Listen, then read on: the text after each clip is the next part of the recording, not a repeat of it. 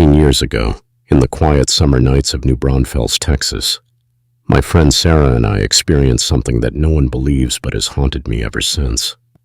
It was school holidays, and like most teens, we were bored out of our minds. With no real plan in mind, we decided to kill time at the local park, a sprawling area eerily silent at night. It was around midnight when we arrived, the warm summer air heavy with stillness. For the first hour, nothing unusual happened. We chatted, swung on the swings, and just enjoyed the emptiness. But then something shifted. Across the park, sitting atop a picnic table, we saw someone, or rather, something. It was crouched, not sitting on the bench like a normal person, but perched on the tabletop, its posture unnervingly animalistic. At first, we thought it was just another person hanging out at an odd hour, but something about it was wrong. I couldn't look away, my curiosity overpowering my fear.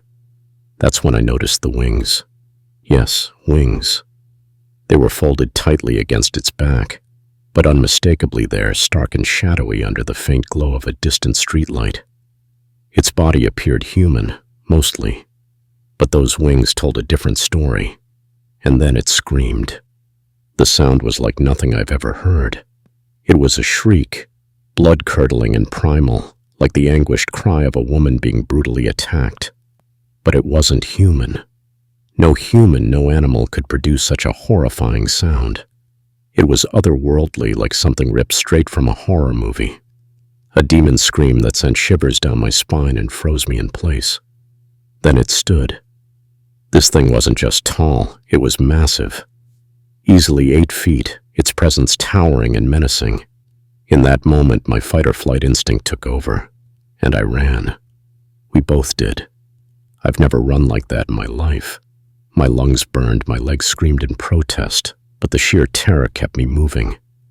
I ran until I physically couldn't anymore, coughing and gasping for air. The streets were empty, and every door we knocked on was met with threats to leave or risk being shot. We were alone out there, locked out with it.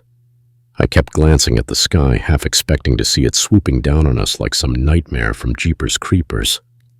Every rustle of wind, every shadow felt like it was coming for us. Time dragged on, and finally, after what felt like an eternity, the police arrived. Relief turned to frustration as they dismissed us, assuming we were high or drunk. But one officer, he was Mexican, stood out. When he heard our story, he tried to play it off, but his face betrayed him. He knew something he wasn't willing to admit. That look, that flash of fear in his eyes, told me everything I needed to know. We weren't crazy. Sarah was driven home by the officers while I walked the last few blocks alone, every step haunted by what we'd just seen. To this day, the memory is as vivid as the night it happened. The scream, the wings, that towering figure, it's all etched into my mind. Now I can't go outside alone at night, especially near parks or woods. Even after all this time, I feel its presence, lingering in the shadows of my PTSD. Whatever it wasn't human. And if seasoned cops are scared to acknowledge it, then maybe some things are better left unknown. Like, follow, share, and subscribe. I'll see you in your nightmares.